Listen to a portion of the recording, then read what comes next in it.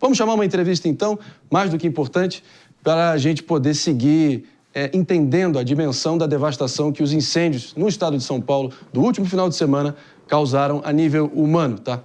Porque a influenciadora Noraina Dourado teve que socorrer o irmão que estava dentro de um carro cercado pelo fogo. Imagina a sensação de desespero que isso pode abater em qualquer um de nós, né?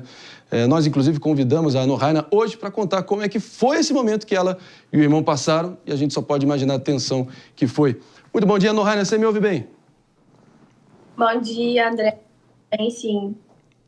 Feliz em te ver bem, firme e forte. Olha, seu irmão está melhor, pelo visto. Dá uma atualização do quadro de saúde dele, por favor. Wesley passou por cirurgia ontem. Ele está no hospital do HC aqui de Ribeirão Preto, na unidade de queimados. Ontem ele passou por uma cirurgia para desbridamento das peles que foram queimadas ali quando ele estava correndo. Ele acabou se queimando muito. Tirando a dor, ele está bem. A gente ainda não sabe se vai precisar de um enxerto no pé ou não. A gente está esperando os médicos verem como vai progredir o caso dele. Mas assim, graças a Deus ele está bem. E foi só um susto bem grande, né? Mas foi um susto. Pois é, a gente só pode imaginar, a gente imagina que situações extremas acabam ali tirando o que há de melhor em nós, o que há de mais corajoso dentro de nós, quando a gente menos espera. E a gente quer entender exatamente como foi esse sentimento, mas, claro, passar a bola aqui para a minha bancada. Querido Palumbo, fica à vontade aqui para a gente fazer a questão. Noraina, bom dia, fico feliz que o seu irmão está bem. Eu queria que você detalhasse como que foi esse salvamento, se você teve que enfrentar as chamas, se você socorreu. Como que foi essa fase de salvamento mesmo? Foi assim, nós dois estávamos no mesmo carro, eu e ele. A gente estava indo por uma rodovia rural mesmo, uma estrada rural, a gente estava tentando chegar até a pousada para resgatar os animais que estavam lá antes que o fogo chegasse. Enquanto a gente estava indo, não tinha fogo. A um certo lugar ali do caminho, a gente foi pego por um redemoinho de fogo. E como o carro que a gente estava é muito leve, ele jogou a gente em cima de um local de cana que estava pegando fogo. Como o carro começou a esquentar demais, a gente entrou num consenso ali dentro do carro de que a gente teria que sair, porque tinha uma grande chance do carro explodir com a gente lá dentro. E talvez se a gente saísse, a chance da gente sobreviver era maior do que ficando lá dentro. E a gente saiu, deu as mãos e saiu correndo assim pelo fogo, sem enxergar nada, sem ver nada. Era muita fumaça, a gente não conseguia se ver. A gente estava um do lado do outro de mão dada, mas a gente não se via. E no meio dessa loucura toda, meu irmão acabou perdendo o chinelo. Só que na hora a gente nem viu que ele perdeu o chinelo. E ele continuou correndo mesmo assim pelo fogo. Então foi onde ele acabou queimando muito os pés dele. Certamente não tem explicação racional em relação ao que vocês passaram, né? Eu acho que é aquela centelha divina da alma que se acende quando as nossas costas estão contra a parede, diante do impossível, diante do precipício, nascem asas, né? A gente só pode imaginar e parabenizar vocês dois. Feliz demais em ouvir esse relato. David, quer comentar? Mano Ferreira. Bom, primeiro o nosso sentimento de alívio com essa história, que é uma aflição, né? Eu queria entender quanto tempo você acha que passaram correndo dentro do fogo e como foi a sensação quando chegaram num lugar seguro, né? Como que foi a conversa entre vocês? Como constataram que o chinelo tinha ficado para trás, que ele tinha as queimaduras? Conta um pouco pra gente desse momento na saída do fogo, por favor. Eu vou aproveitar que vocês estavam falando de Deus e a gente estava num lugar, numa área rural, que não pega telefone. E o telefone resolveu pegar, né? Graças a Deus. E a gente conseguiu falar com a minha tia e conseguiu falar com a minha mãe, que também estava lá no meio disso tudo. A minha mãe estava no carro da frente, ela conseguiu passar pelo redemoinho e a gente não conseguiu. Então, a gente se perdeu da minha mãe, ela ficou completamente desesperada. A gente conseguiu falar com a minha tia, explicar onde a gente estava. Mas foi assim, momentos de muito terror. A todo lado que a gente olhava só via fogo. E quando a gente conseguiu sair numa estrada de chão, que a gente saiu de onde estava o fogo, o meu irmão olhou para baixo e viu o pé dele. E ele começou a se desesperar muito na hora que ele viu que os pés dele estavam queimados, muito queimado. A pele debaixo do pé subiu assim toda para cima, uma coisa muito feia de ver. Hoje a gente consegue falar sem chorar, né?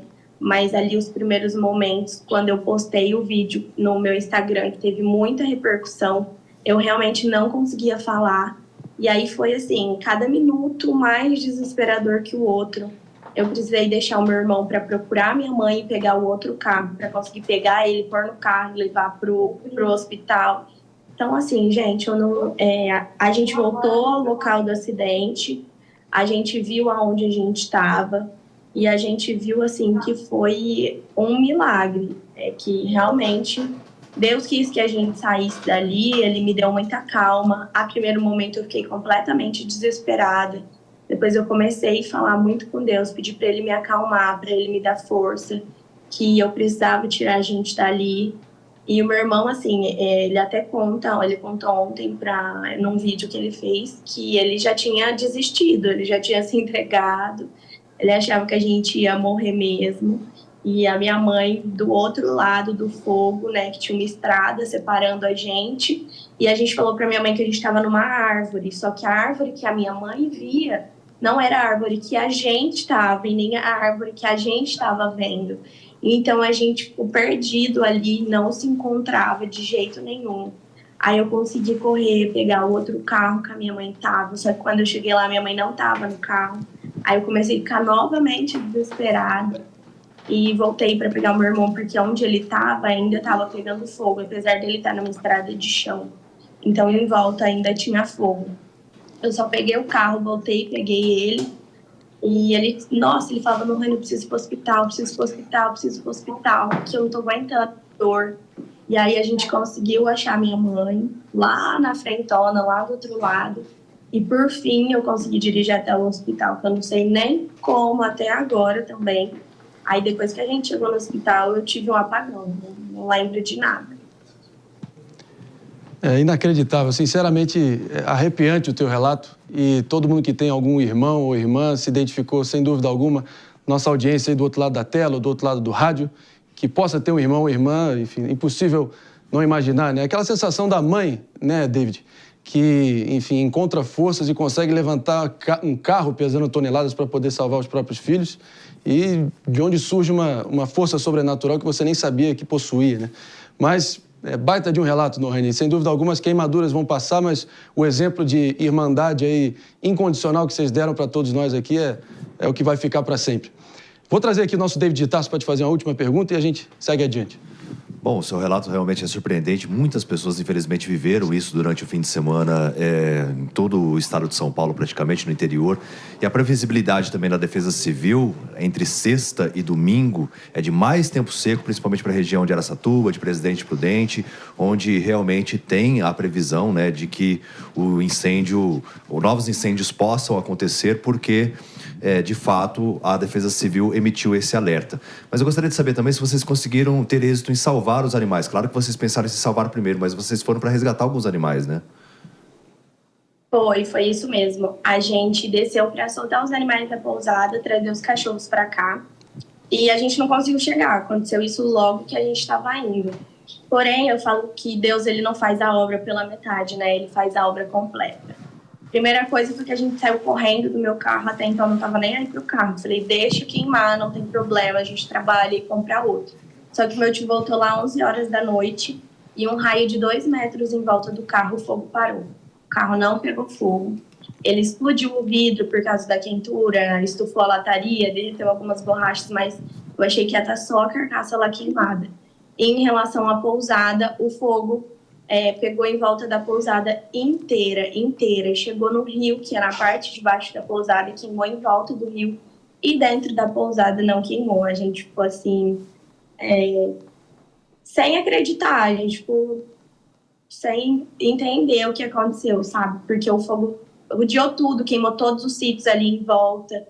Mas na pousada o fogo simplesmente parou e não chegou até lá. E os animais estão bem, graças a Deus. Essa foi a Nohane Dourado. Obrigado demais aí pelo tempo que você nos disponibilizou, trazendo esse relato que me marcou, sem dúvida alguma marcou a todos nós aqui no estúdio e da nossa audiência. Valeu, querida, e um beijo grande aí para o seu irmão. As queimaduras, como eu disse, passarão, o que fica é o exemplo de vocês para sempre. Muito obrigada. Eu que agradeço por falar com vocês. O prazer é todo meu. E é mais um relato, né? Que a fé da gente realmente pode mover montanhas. Isso aí é... A partir do teu relato, então, fica impossível questionar.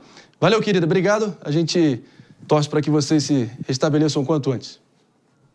Obrigada.